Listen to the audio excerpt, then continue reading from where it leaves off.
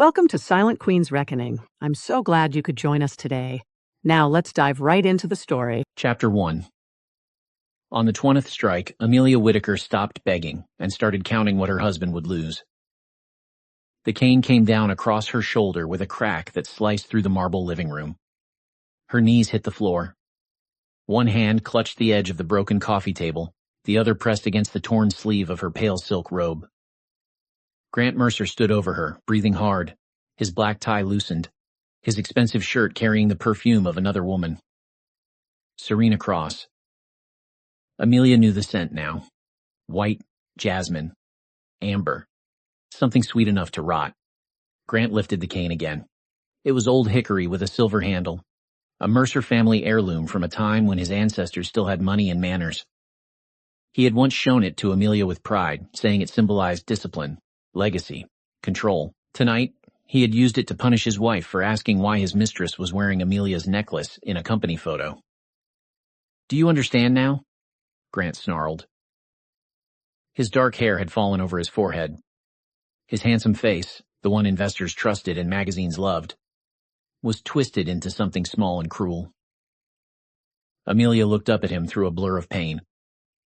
She was 35, with auburn hair spilling loose over one shoulder, gray eyes gone bright from shock, and a split lip she refused to touch.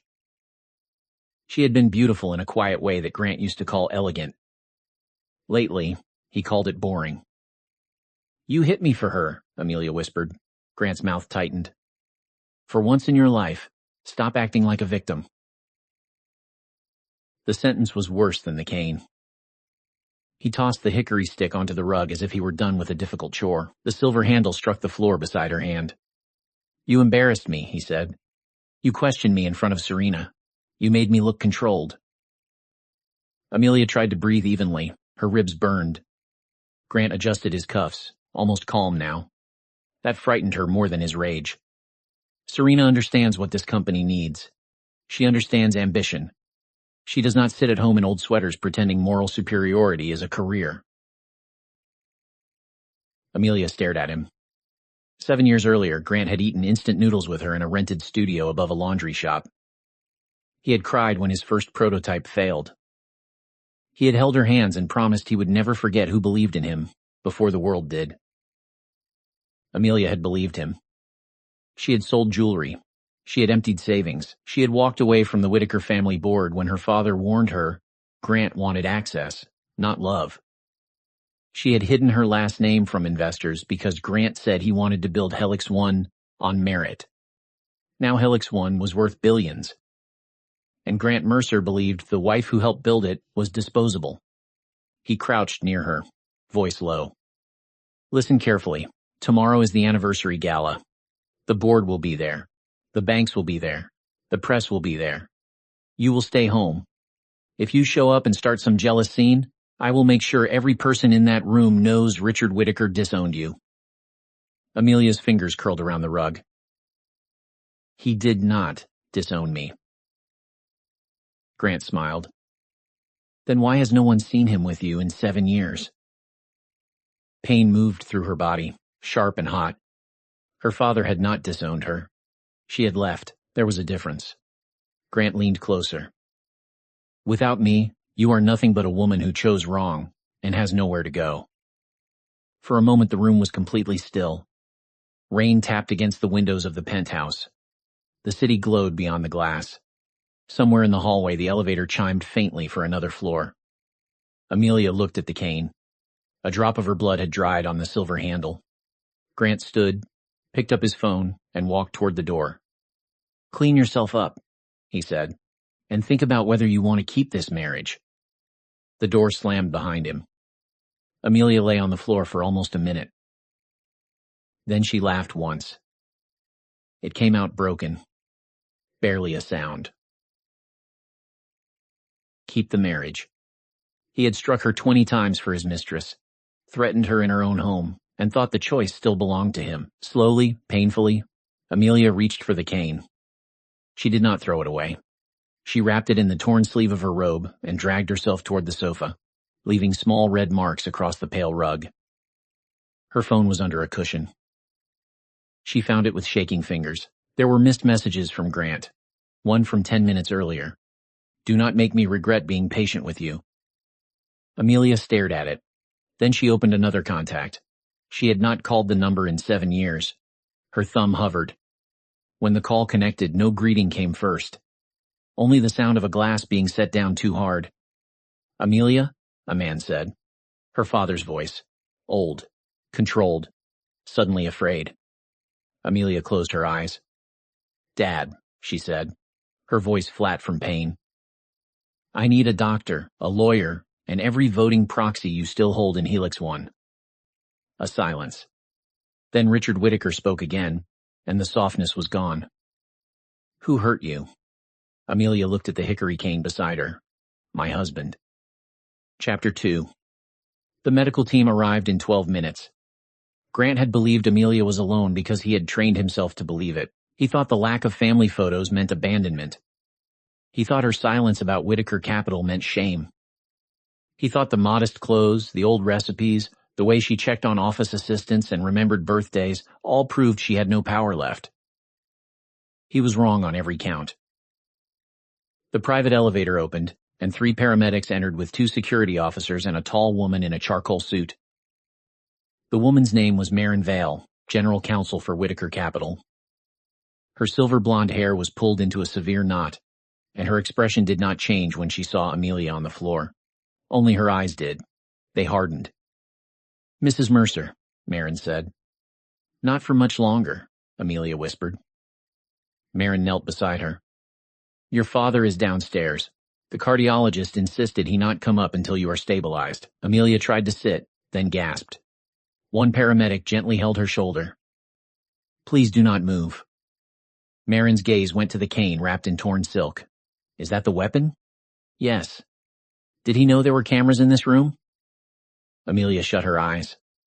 Grant had forgotten because Grant never paid attention to anything he believed belonged to him. The penthouse security system had been installed by Whittaker Capital after the first year of marriage, when Grant claimed a rival founder had threatened him. The cameras were discreet. Grant had called them paranoid. Amelia had kept paying the subscription. No, Amelia said. Marin looked at one of the security officers. Preserve everything. Living room footage, hallway footage, elevator access, audio if available. No one enters this residence except our team. The officer nodded. The paramedics lifted Amelia onto a stretcher. She bit down on the inside of her cheek to keep from crying out. Her pride was not vanity. It was all she had left that Grant had not touched. As they wheeled her toward the elevator, she looked once at the living room. Broken glass. The cane. A smear of blood on the white rug. Grant's cufflink on the floor, glittering under the lamp like a tiny piece of evidence. Take that too, she murmured. Marin followed her gaze. The lawyer picked up the cufflink with a tissue and placed it in an evidence bag. In the private clinic, doctors documented everything. Bruises across her back and arms, 2 cuts requiring stitches, a cracked rib, a mild concussion, defensive wounds on her forearm where she had raised it to protect her face. The physician, Dr. Helen Moore, spoke in a calm voice, but her jaw was tight. These injuries are consistent with repeated strikes from a narrow, blunt object. Marin stood near the bed, writing nothing down because the room was being recorded with Amelia's consent. Can that be stated in a formal report? Yes. Can the report be completed by morning? Dr. Moore looked at Amelia, then at the bruises along her collarbone. It can be completed tonight. Amelia lay still beneath the white sheets. Her body felt distant, as if pain had pushed her mind into another room. The clinic door opened. Richard Whittaker entered in a wheelchair. He was 71, with white hair, broad shoulders still straight beneath a dark overcoat, and eyes that had made stronger men choose honesty. To Wall Street, he was the founder of Whittaker Capital, a patient investor with a reputation for buying companies only after their owners had underestimated him. To Amelia, he had once been the man who taught her to ride a bicycle and clap, once, when she finally stopped falling. Now he looked at her face, her bandaged arm, the shadow of the cane mark near her throat. His hand gripped the wheelchair arm so hard his knuckles turned white. 20, Amelia said before he could ask. Richard's eyes closed. When he opened them, they were wet. My child. Amelia turned her head away. The tenderness hurt more than the bruises. I should have called sooner. Yes, he said. She looked back, startled by the blunt answer. Richard rolled closer. You should have called the first time. I should have come the first time. We can spend the rest of our lives arguing about pride, but tonight is not for that. Her mouth trembled. He reached for her hand and held it carefully, avoiding the bandage. Tonight is for evidence. Amelia stared at him. For the first time since Grant raised the cane, something inside her steadied. Richard leaned forward. Tell me what you want. The old Amelia might have asked him to ruin Grant. The hurt daughter might have asked him to make the pain mean something. The wife who had crawled across marble might have asked for revenge so loud the city could hear it. But the woman lying in that bed understood something sharper. Grant expected rage. He expected tears. He expected a private divorce he could dismiss as a jealous wife's breakdown. Amelia would not give him privacy. Tomorrow night is the Helix 1 anniversary gala, she said. I know.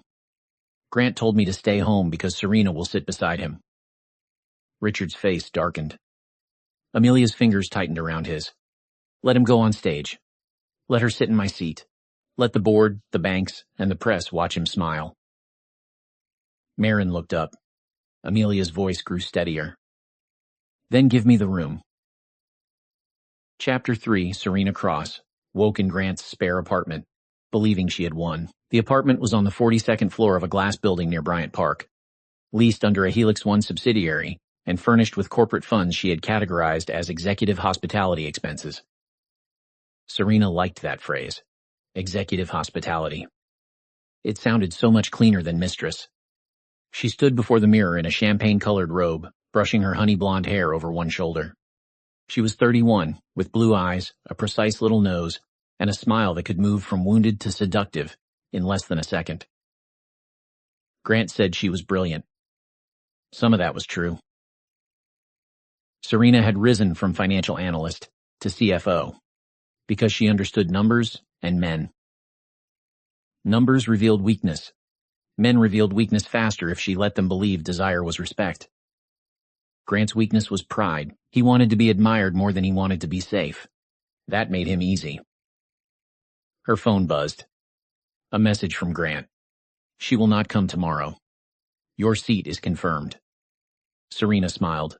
Finally.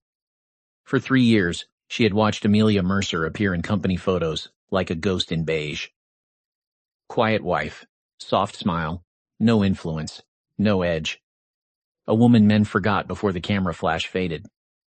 Serena hated her anyway. Not because Amelia fought. Amelia barely fought. Because Grant still softened when her name came up, and Serena could not tolerate sharing even the ghost of a man she intended to own. Another message arrived.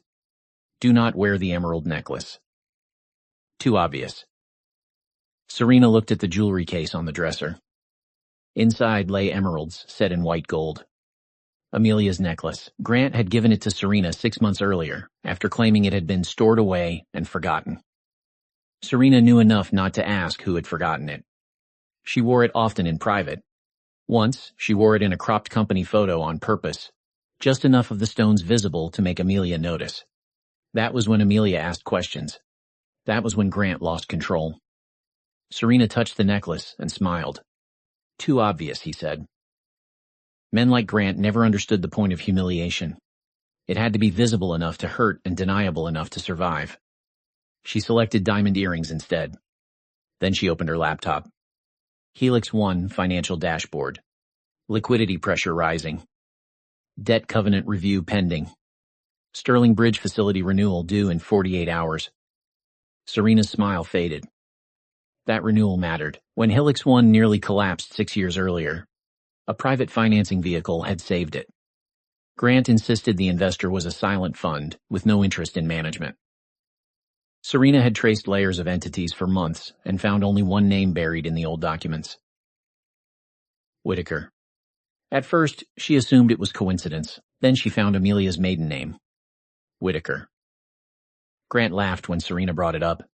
Her father cut her off, he said. Old Richard has not spoken to her in years. Serena believed him because she wanted to, but belief was not proof.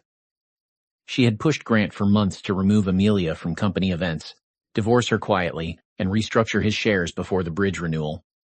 If Amelia had any hidden claim, they needed to isolate her before she woke up. Last night, Grant had called from the penthouse, voice shaking with anger and adrenaline. She will not be a problem. Serena did not ask what he had done. She should have. At 9 in the morning, her assistant forwarded a short note from the Gala planner. Mrs. Mercer's seat has been reassigned to Ms. Cross per CEO instruction.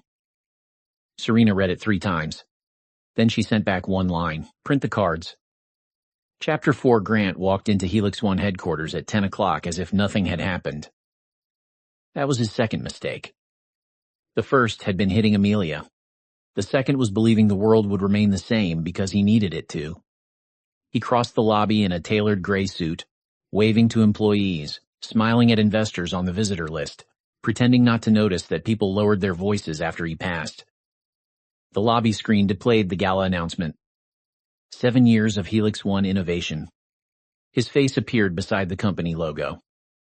Founder. Visionary. Keynote speaker. Grant paused long enough to admire it. Then his phone rang. Marin Vale. He frowned. He did not know her number, but he knew the name. She had appeared in early financing documents years ago. One of those severe lawyers attached to the silent fund that never asked questions as long as returns arrived. Grant Mercer, he answered. Mr. Mercer, this is Marin Vale, counsel for Whitaker Capital. He kept walking. I am busy. I am calling regarding Amelia Mercer. His steps slowed. What about her? She is under medical care. Grant's jaw tightened. My wife is dramatic. There was a pause. Are you stating for the record that injuries requiring stitches and documented blunt force trauma are dramatic? The words hit him like cold water. He stepped into an empty conference room and shut the door. What do you want? At this stage, preservation of evidence, you are instructed not to enter the penthouse, delete communications, contact Mrs. Mercer directly, or alter corporate records relating to Serena Cross, executive expenses, related party transactions, or the Gala seating change. His hand went cold. What the hell does Serena have to do with this? That will be determined. Grant laughed, too loud. You lawyers love drama. Amelia and I had a marital disagreement. She is emotional. Mr. Mercer, emotional women do not fracture their own ribs with antique canes. Silence. Grant looked toward the glass wall. Outside, his employees moved through the hallway, carrying coffee, folders, and lives that depended on the company he thought he controlled. You are making a mistake, he said. No, Marin replied. You made one. We are documenting it. The call ended. Grant stood very still. Then he called Serena. She answered at once. Is everything ready? We may have a problem. What kind? Amelia called her family. Serena did not speak for 2 seconds. Which family? Grant's anger flared because fear had no other place to go. Do not start. Grant, answer me. The Whitakers. Serena's voice dropped. I told you to verify whether she was really cut off. She was. Apparently not. Grant slammed his palm against the table. She has no power. Even if her father sends lawyers, this is a private matter. Serena inhaled sharply. There is no such thing as a private matter when a controlling lender is involved. He froze. What did you say? Nothing. No, Serena. What controlling lender? She closed her eyes on the other end. Grant's voice grew quiet. What did you find? Serena made a choice. Not a loyal one. A practical one. Whitaker Capital may be connected to the bridge facility. Grant sat down slowly. The bridge facility was not just debt. It was the oxygen beneath Helix One's valuation. Without it, the company could breach covenants, trigger bank reviews, and panic investors before the merger vote. You said it was probably coincidence? He whispered. You said her father disowned her. Grant saw Amelia on the floor again. The torn robe. The cane. Her eyes when she stopped pleading. For the first time, memory did not make him angry. It made him afraid. Chapter 5. The gala began at 7. By then, Amelia was already in the building. Not in the ballroom. Not on the red carpet. Not where Grant could see her and adjust. She was in a private holding room above the main hall, sitting in a high-backed chair while a makeup artist gently covered the bruise near her cheekbone. The dress was black. Not mourning black, judgment black. Long sleeves hid the bandages on her arms. A high neckline covered the worst of the marks near her collarbone. The fabric was matte and severe, falling cleanly to the floor. Her auburn hair was pinned low. Her face was pale, but composed. Maren stood nearby with a tablet. Richard Whittaker sat beside the window, no wheelchair tonight, though his doctor had argued. He wore a dark suit and carried a cane of his own, plain black, used for walking only. He watched his daughter in the mirror. "You do not have to do this." Amelia met his eyes through the reflection. "Yes, I do. For justice? For truth." He nodded slowly. Maren read from the tablet. Grant arrived with Serena at 6:40. She is wearing a white gown, no emerald necklace. Amelia's mouth curved slightly. Disappointing. She is seated at your original table. Good. Richard frowned. Good? If she had been moved, she could claim ignorance. Maren continued. The board is present. Primary lenders are present. 2 reporters from the Financial Ledger are present by invitation. Dr. Moore's medical report is signed. The preservation order has been served. The penthouse footage is queued. The expense audit is queued. The shareholder documents are ready. Amelia looked down at her hands. They trembled once. She clasped them together. Pain still moved through her body in waves. Standing would hurt. Walking would hurt. Smiling would be impossible. But Grant had counted on her pain to keep her hidden. That alone made her stand. Downstairs, Grant worked the room with Serena on his arm. The ballroom glittered. Chandeliers. White flowers. Champagne. A stage framed by blue light. On the screens, Helix One's logo rotated beside phrases like future, trust, connection, trust. Grant almost laughed at that. Serena touched his sleeve. You look tense. I am fine. You are sweating. He pulled his arm away. Not now. Her eyes narrowed, but she recovered as a photographer approached. Grant smiled for the camera. Serena leaned close. The reporter asked, "Where is Mrs. Mercer tonight?" Grant's stomach tightened. He gave the line he had prepared. Amelia is recovering from a minor fall at home. She insisted the company should be celebrated without distraction. Serena added softly, "She has always preferred staying behind the scenes." The reporter smiled. "And you, Miss Cross? You are taking a more public role?" Serena's hand rested lightly on Grant's arm. "I go where I am useful." Grant heard a faint murmur behind him.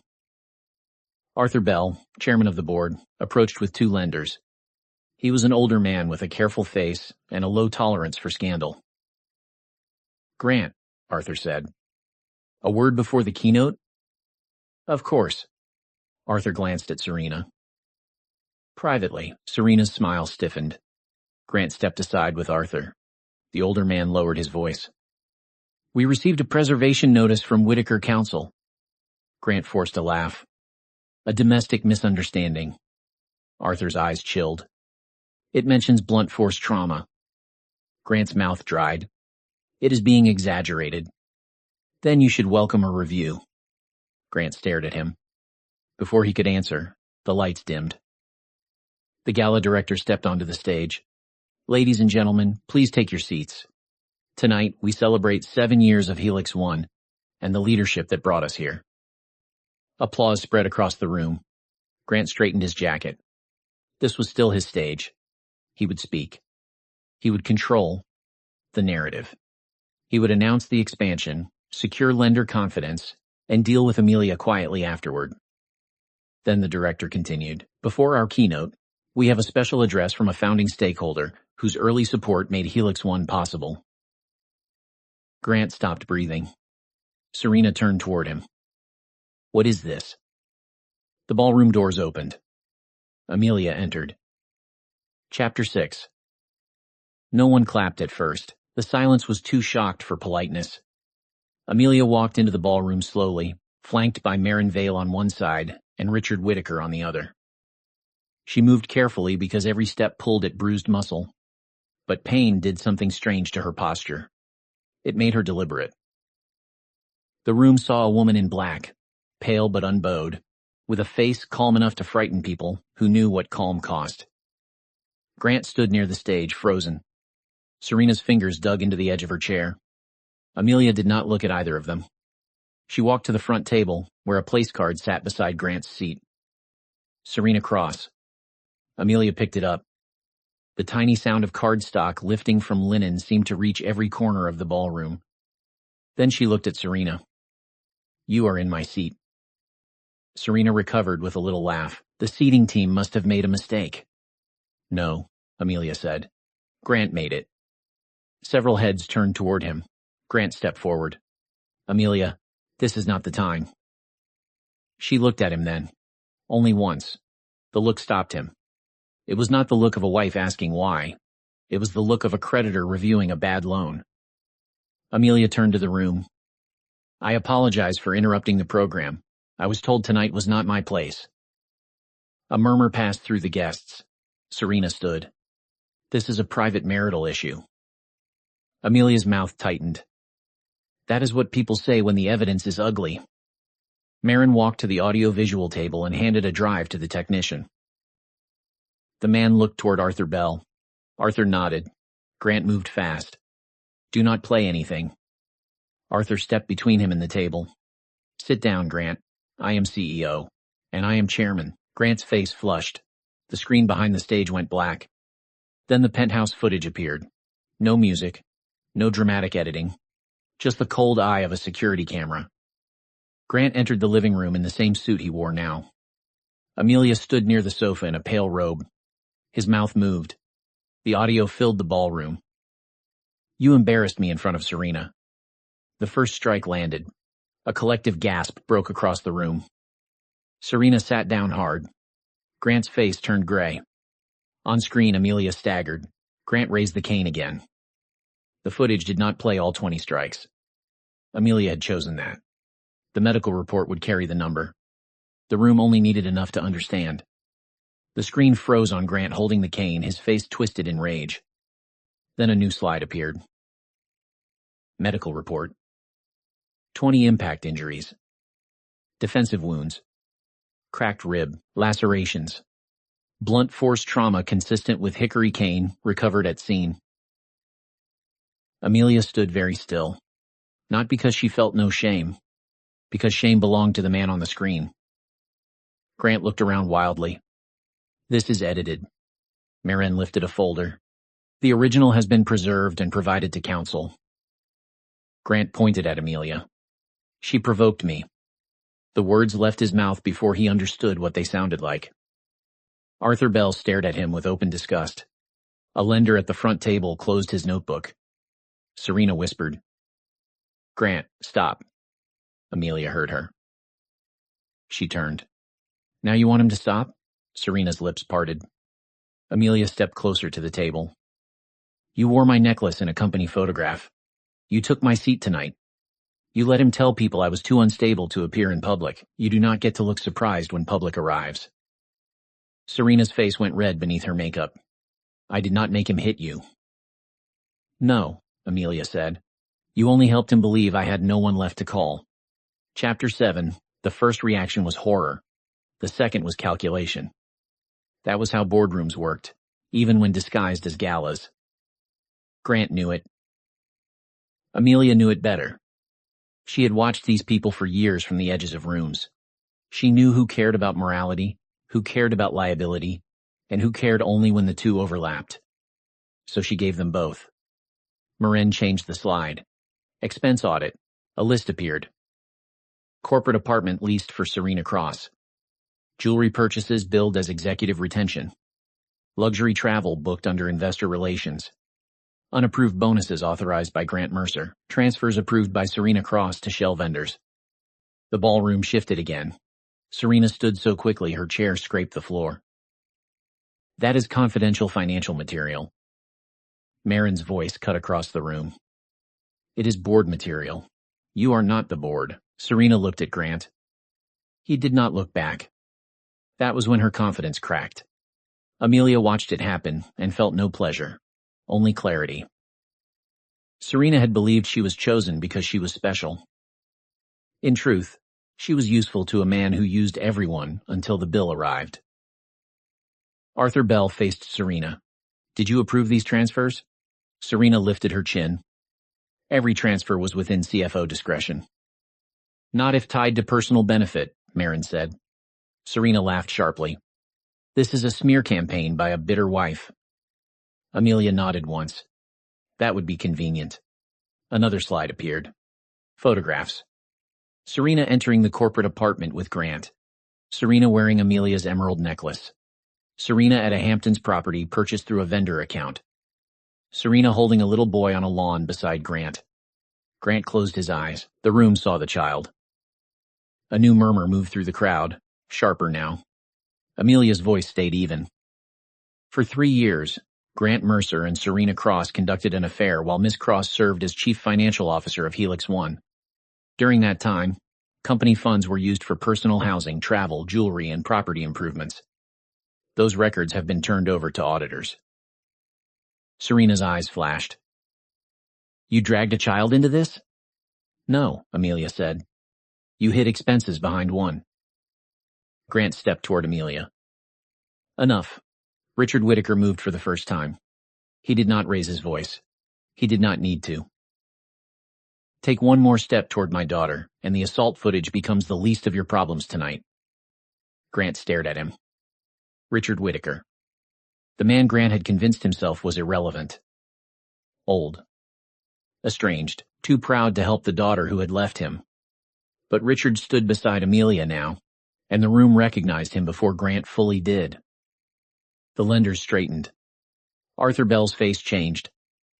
Serena's eyes widened as she understood what Grant had failed to verify. Amelia turned to the room. There is one final matter.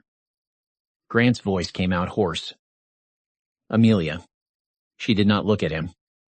For 7 years, Helix One has described its early survival as the result of founder discipline and market confidence. That is incomplete. Marin brought up the last set of documents. Whittaker Capital Bridge Facility, Preferred Share Agreement, Protective Covenants, Emergency Governance Rights. The room went silent. Amelia continued. 6 years ago, when Helix One missed payroll and failed its Series B funding round, a private vehicle funded by Whittaker Capital provided $80 million in rescue financing. That vehicle also holds preferred shares, lender rights, and emergency control provisions triggered by executive misconduct, fraud, or material reputational harm. Grant looked at Arthur. Arthur would not meet his eyes. Amelia finally faced her husband. You told me my father cut me off. You told yourself the same lie until it became useful. But the money you called your genius had my family's name under it. Grant's mouth opened. Nothing came out. Amelia's voice lowered. You struck your wife 20 times for your mistress while standing inside a company that survived because that wife chose mercy. The words landed harder than the footage. For a moment, even Serena looked small. Chapter 8. The board vote took place in the same ballroom.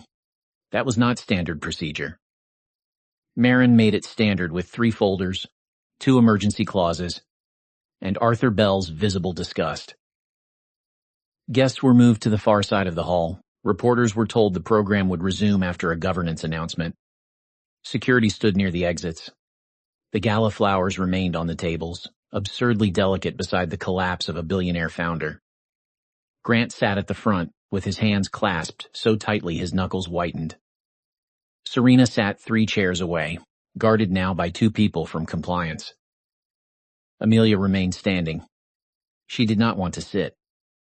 Sitting would make it harder to breathe through the pain. Standing reminded her why she had come.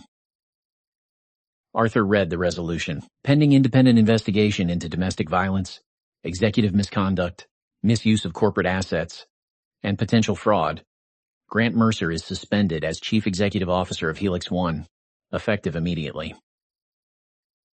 Grant shot to his feet. You cannot do this. Arthur did not flinch. The vote is complete.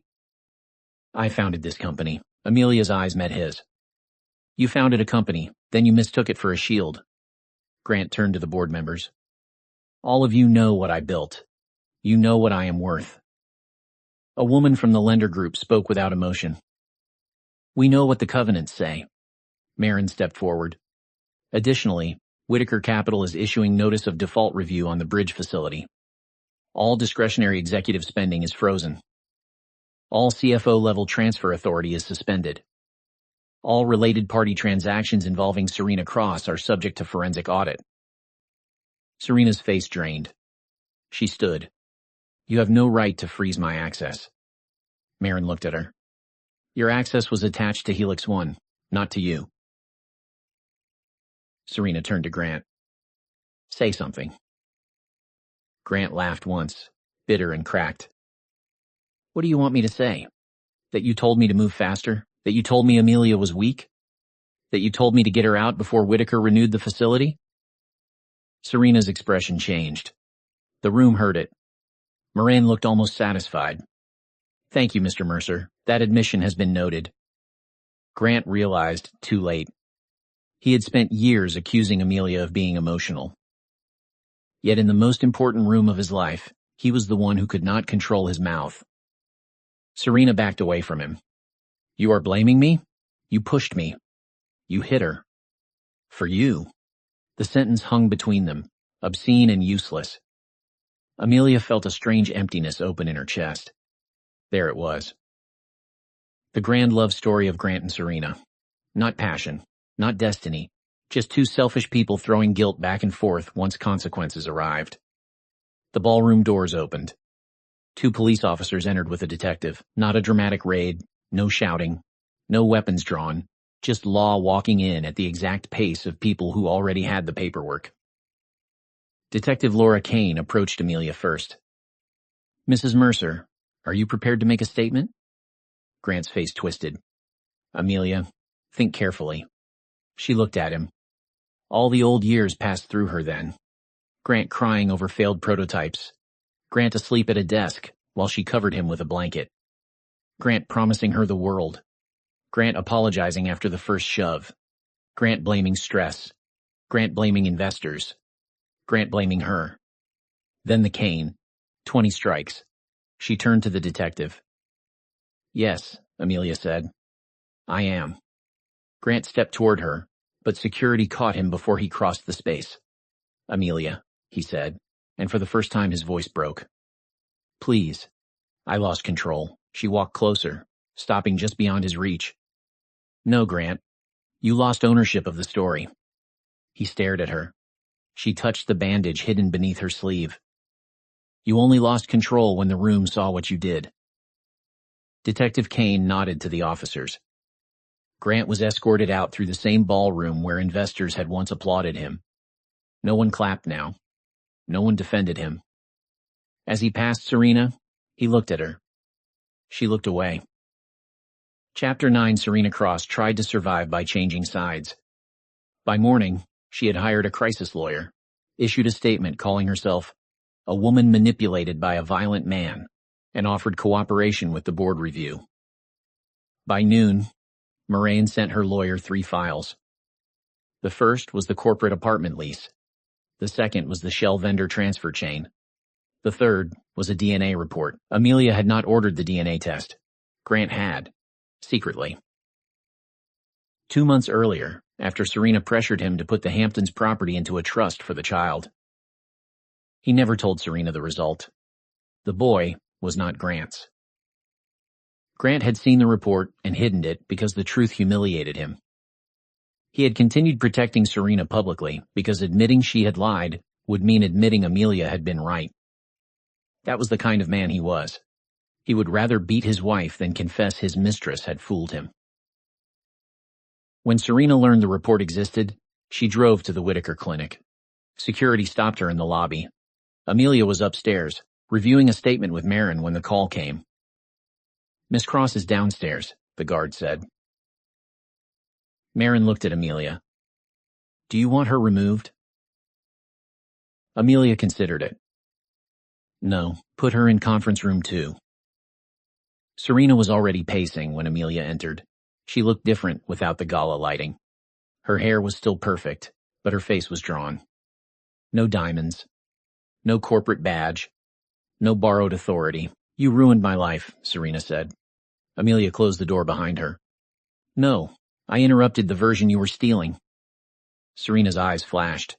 Do not act holy. You were born rich, and you chose fraud. I did what I had to do. For what? A man? A seat? A necklace? Serena's mouth tightened. I was tired of watching women like you get everything quietly. Amelia looked at her for a long moment. That was the closest Serena had come to honesty. You thought quiet meant undeserved. Serena laughed bitterly. You had a father ready to send helicopters. You had lawyers, money, a name. Do you know what women like me have? Choices, Amelia said. You had choices. Serena stepped closer. Easy for you to say. No, Amelia replied. Not easy. True. The room went still. Amelia placed a folder on the table. Serena looked down. Her face changed when she saw the DNA report. Where did you get that? Grant had it. Serena reached for the folder, but Amelia kept her hand on it. He knew? Yes. Serena's eyes filled, not with sorrow, but fury. He knew and said nothing? He needed you useful. The words hit Serena hard because they were familiar. She had used the same principle on Grant. For once, she had no performance ready. Amelia took her hand off the folder. Quote, your lawyer will receive settlement terms. Return the jewelry. Cooperate with the audit. Provide every document involving the shell vendors and the Hamptons property. Do that, and the board may distinguish between fraud and conspiracy. Serena stared at her. Why would you offer me anything? Amelia's face was calm. Because I am not Grant, Serena swallowed. And if I refuse, then you will learn the difference between being humiliated and being prosecuted. Serena looked down at the DNA report again. Her voice dropped. He said you were weak. Amelia opened the door. He needed me to be. Chapter 10. 3 months later, Grant Mercer stood in a courtroom wearing a suit without cufflinks. That detail satisfied Amelia more than it should have. His wrists looked strangely bare. He had pleaded not guilty at first. Then the footage, the medical report, the cane, the preserved text messages, and Serena's cooperation changed his lawyer's advice. The assault charge moved forward. The corporate audit moved separately. Helix 1 removed him permanently. Whitaker Capital converted emergency rights into board control, stabilized the company, and appointed an interim CEO who knew the difference between leadership and appetite. Serena avoided prison by cooperating early, but lost her license, her position, the apartment, the house, and every illusion she had dressed as power. The emerald necklace was returned in a velvet evidence pouch. Amelia did not wear it. She sold it at a charity auction and used the money to fund emergency legal grants for women leaving violent marriages. On the day Grant signed the divorce settlement, he asked to speak to Amelia alone. Marin said no. Amelia said yes. They met in a courthouse consultation room with glass walls and 2 security officers outside. Grant looked smaller. Not physically.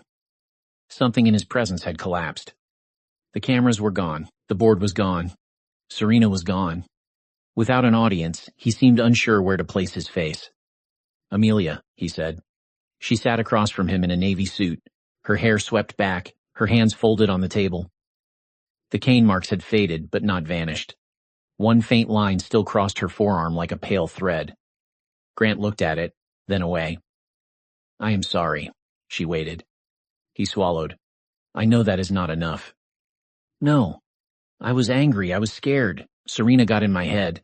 The company pressure was unbearable. Amelia's expression did not change. You still think explanations are currency? His eyes lifted.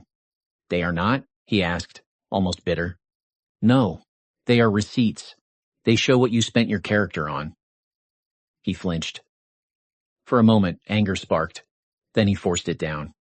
Consequences had taught him timing, if not remorse. I loved you once, he said. Amelia looked at the man who had been her whole world and felt the grief of realizing love had not been enough to make him decent. Maybe, she said. But you loved being above me more. He pressed his palms together. What happens to me now? That is no longer mine to decide. I lost everything. No, Amelia said softly. You lost what you thought protected you from accountability. His mouth tightened. She stood. He panicked then, as if her leaving the room made the ending real. Amelia, she paused at the door. If I had known your father still backed you, I would never have. He stopped. Too late. Amelia turned. There it was. The final confession, stripped of romance. He was not sorry he hurt her. He was sorry he miscalculated the cost. She opened the door. I know. Then she walked out. Chapter 11. A year later, Amelia returned to the penthouse. Not to live there. To empty it. The company had sold the property as part of a governance cleanup. The new buyer wanted it cleared by Friday. Amelia asked for 1 hour alone before the movers came. The living room looked different without the furniture. No sofa, no coffee table, no white rug, no glass vase. Sunlight fell across bare marble, bright and indifferent.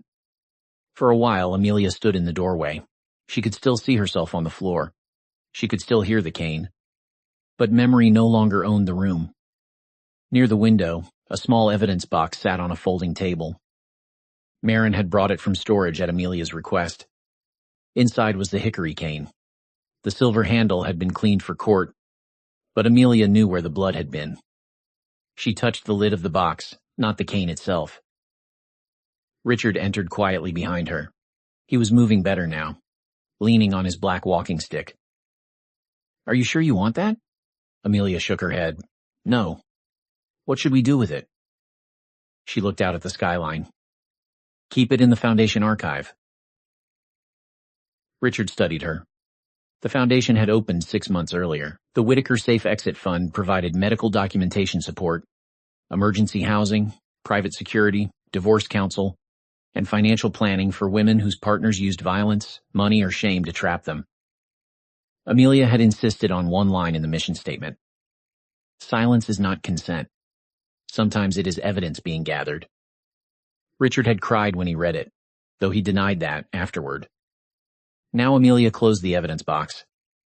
Let it remind people what powerful men do when they think no one will believe the woman on the floor. Richard's face tightened. I should have protected you sooner. She turned to him. I should have protected myself sooner. No. Yes, Amelia said gently. Both can be true. He looked at her, then nodded. For a while, father and daughter stood together in the empty penthouse. 7 years of distance sat between them. So did all the things they had chosen not to say. Pride. Fear. Love that arrived late but arrived. Finally, Richard held out his arm. Come home? Amelia smiled faintly. I am not going back to being someone's daughter either. His brows rose. She took his arm. I am going forward. Outside, the elevator doors opened for the movers. Amelia gave the room one last look. Grant had thought 20 strikes would silence her. Instead, each one became a document. The first became the medical report. The second became the police statement. The third became the board review. The fourth became the audit. The rest became the foundation, the women it would help, the doors it would open, the lives that would not have to crawl across marble to reach a phone. Pain did not make her powerful. She had always been powerful. Pain only stripped away the lie that love required her to hide it. As she stepped into the elevator beside her father, Amelia felt the old life close behind her, not with a slam, with a quiet click, the sound of a lock opening from the inside. Chapter 12. The next spring, Amelia stood at the front of a conference hall filled with women who had learned to keep their voices low. Some wore business suits. Some wore thrift store coats. Some had children beside them. Some held folders full of photographs, bank statements, medical records, text messages, and private grief turned into public proof. Behind Amelia, a screen displayed the Whitaker Safe Exit Fund logo. No crown, no shield, just an open door. Marin stood near the side wall. Richard sat in the front row. Dr. Moore, Detective Kane, and Jonah from Helix 1 were there too. Each in their own way, part of the record that had made Amelia's escape possible. Amelia stepped to the microphone. For a second, she saw Grant's Gala again. The lights. The stage. Serena in her seat. The room waiting to see whether she would break. She had broken. That was the truth. But she had not stayed broken. "My name is Amelia Whitaker," she said. "For years I believed endurance was proof of love. I believed leaving would mean admitting I had chosen wrong. I believed silence made me dignified." The hall was still. Then one night, my silence almost killed me. Richard lowered his head. Amelia continued. "What saved me was not money alone. It was evidence. It was one doctor who wrote the truth.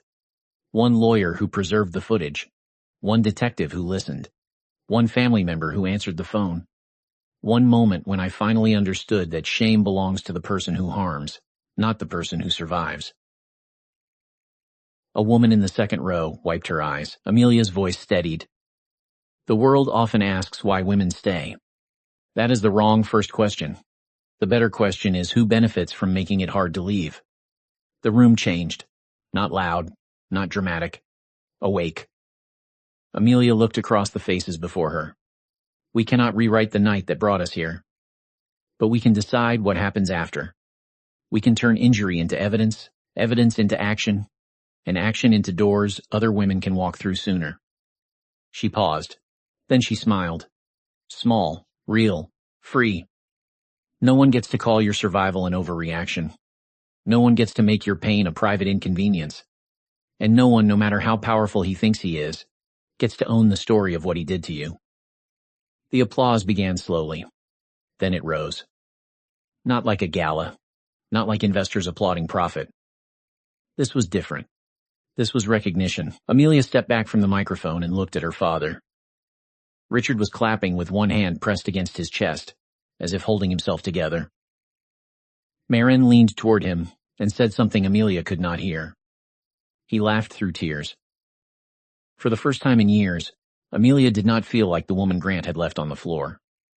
She felt like the woman who stood up and made the floor testify. Subscribe for more emotional stories about betrayal, hidden strength, and justice, served with evidence, dignity, and power.